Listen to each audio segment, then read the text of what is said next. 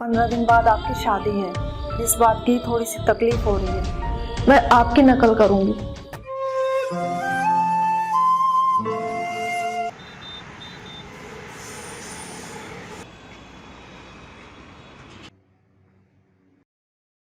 भाभी,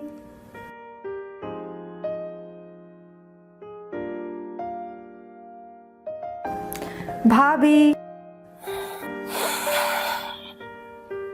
भाभी। अरे दीदी, आप कब आए? इतना सीरियस हो गए, क्या सोच रहे हो? क्या बताऊं दीदी, एक तरफ तो बहुत खुशी हो रही है और दूसरी तरफ थोड़ी सी तकलीफ भी हो रही है। मतलब मैं समझी नहीं। 15 दिन बाद आपकी शादी है। लड़का बहुत अच्छा है, घर परिवार भी बहुत अच्छा है, इस बात की मुझे बहुत खुशी है। लेकिन आपके जाने के बाद मेरा क्या होगा, इस बात की थोड़ी सी तकलीफ हो रही है। मतलब ये दीदी, आप मेरी बेस्ट फ्रेंड हो। आपके साथ वक्त कैसे निकल जाता था पता ही नहीं चलता था। आपके जाने के बाद बहुत अकेलापन महसूस होगा। बस इतनी सी बात? अरे भाभी, ज्यादा दूर थोड़ी जा रही हूँ, बस आधे घंटे का तो सफर है। मुझे फोन कर देना, मैं आ जाऊंगी। सच दीदी, आप आ जाया करोगे मुझसे मिलने जब भी मैं बुलाऊंगी? और नहीं तो क्या, आपके बिना मेरा मन भी तो नहीं लगेगा ना। ये सही रहेगा। पर ऐसा होता नहीं है ना भाभी। क्या हुआ दीदी? भाभी, मैंने देखा है आपको कई बार मन को मारते हुए। मैंने देखा जब आपकी मम्मी की तबीयत खराब हुई थी तो मम्मी ने आपको ये कहकर मना कर दिया, हमें घूमने जाना है, अगर मिलना है तो बाद में मिल लेना अपनी मम्मी से। इतने दिनों बाद तो घूमने का प्रोग्राम बना है, तेरी वजह से फिर टल जाएगा। मैं जानती हूँ भाभी। भाभी, आपको अपनी मौसी की लड़की की शादी याद है ना? हाँ दीदी, कैसे भूल सकती हूँ। कितना कुछ सुनना पड़ा था मुझे। मैं कितनी एक्साइटेड थी शादी में जाने के लिए। हम दोनों बहनों में सगी बहनों जैसा प्यार था। हम दोनों ने शर्त लगाई थी कि हम एक दूसरे की शादी में कम से कम हफ्ता भर पहले चले जाएंगे। वो तो मेरी शादी में आ गई 10 दिन पहले और मेरे शादी वाले दिन जाने में भी कलेश हो गया।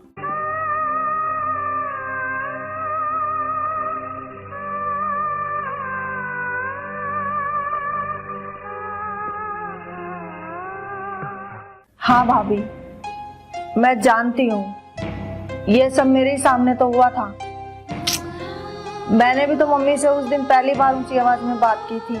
हाँ दीदी, मुझे याद है। उस दिन दादाजी की तबीयत थोड़ी सी खराब थी, मैं और मम्मी संभाल लेते, इतनी भी तबीयत खराब नहीं थी। उस दिन मम्मी ने न जाने भैया के कान में क्या कहा, वो आपको शादी में से 2 घंटे में ही ले आई। आप उस दिन कितनी दुखी थी मैं समझ सकती हूँ भाभी, पर आप इस बात से खुश थी बस कि वो आपको 2 घंटे ही सही शादी में तो ले गए। अरे दीदी, ये छोटी छोटी बातें तो हर घर में होती रहती हैं। नहीं भाभी, आपने कितने आसानी से कह दिया ये सब, पर मैं जानती हूँ आपने इस घर में न जाने कितनी बार अपनी खुशियों की कुर्बानी दी है। मैंने देखा है आपको अकेले कमरे में रोते हुए। दीदी,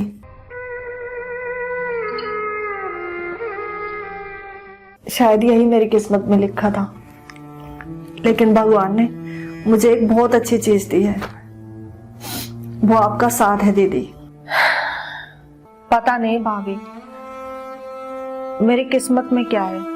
सब अच्छा होगा दीदी, ये मुझे विश्वास है। देखो भाभी, मैं इस घर की बेटी हूँ और बहू बनकर दूसरे घर जा रही हूँ। इस घर में किसी भी सुख दुख के मौके पर जब मम्मी को मेरी जरूरत होगी और मेरी ससुराल वाले मेरे आने जाने पर ऐसे ही बंदिशें लगाएंगे जैसे मम्मी ने आपके ऊपर लगाई, तब शायद उनको ये एहसास होगा कि वो कितना गलत कर रही थी। भाभी, एक बात मैं आपको बता दूं, मैं आपकी नकल करूंगी। आपने हमेशा इस घर को जोड़ कर रखा, और इस घर को जोड़ कर रखने में आपने न जाने कितने बार सैक्रिफाइसेस किए हैं। मेरी मम्मी को खुश रखने के लिए आपने अपनी खुशियों का गला घोटा है। ये सब मैंने अपनी आंखों से देखा है। आप कह रही थी ना कि आपकी किस्मत खराब है। आपकी किस्मत का तो मुझे नहीं पता, लेकिन हाँ, मम्मी और भैया की किस्मत बहुत अच्छी है जो उनको आप जैसी बहू और पत्नी मिली है।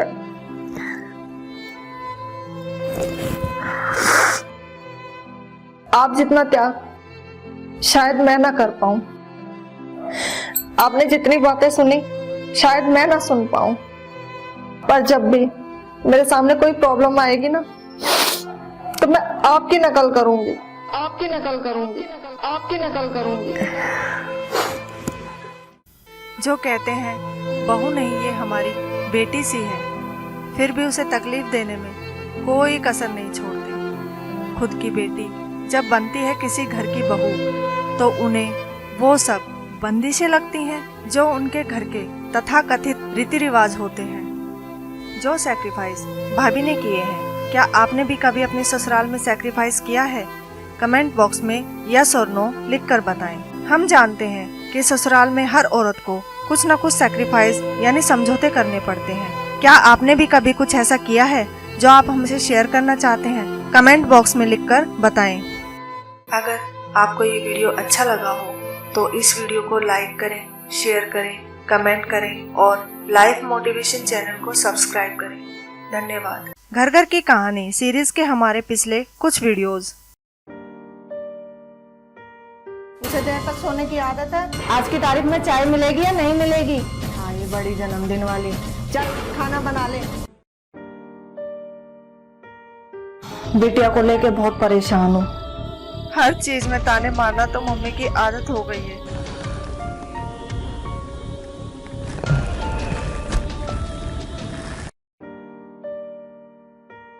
तुम्हारी ये साड़ी बहुत कीमती है। मैं क्यों लूं अपनी साड़ी? अरे यार, क्या शादी के बाद तो ना सब खत्म सा ही हो जाता है।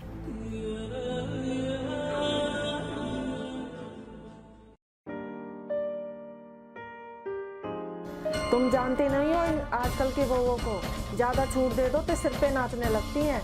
मैं तो मुट्ठी में रखती हूँ अपनी बहू को। मेरी इजाजत के बिना बाहर तो निकलना तो दूर, सांस भी नहीं ले सकती। मैंने तो अपने बेटे को भी समझा दिया, ज्यादा सिर पे चढ़ाने की जरूरत नहीं है। क्यों इतने परेशान हो रही है? बात तो बता। हर बात में रोकना टोकना। अरे यार, दिमाग खराब कर रखा है। मेरी तो जैसे कोई लाइफ ही नहीं है यार। बहुत हो चुका। मैं तो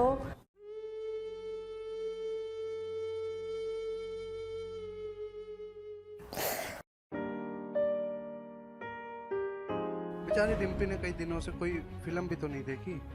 क्या बात है? अरे माँ, क्या हो गया? क्या परेशानी है? वो भी तो सारा दिन काम करती है।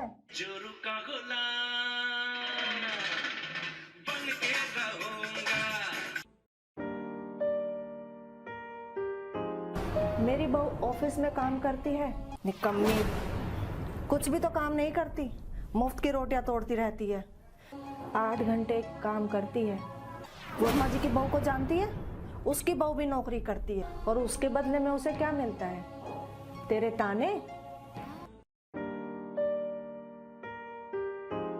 फेसबुक पे फोटो देखी थी, बताओ कैसे कपड़े पहन रहे। घर की बहू भी कोई ऐसे कपड़े पहन? हमारे घर का तो रिवाज नहीं है। यही संस्कार दिए तुम्हारी माँ ने तुम्हें।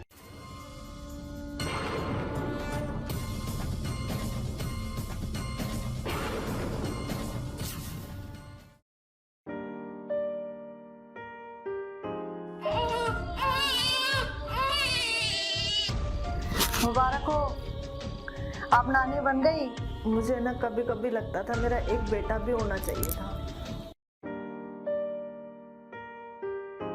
हाँ, मैंने मम्मी को फोन कर दिया। आप इतने पैसे लाए कहाँ से? आपने ऐसा क्यों किया?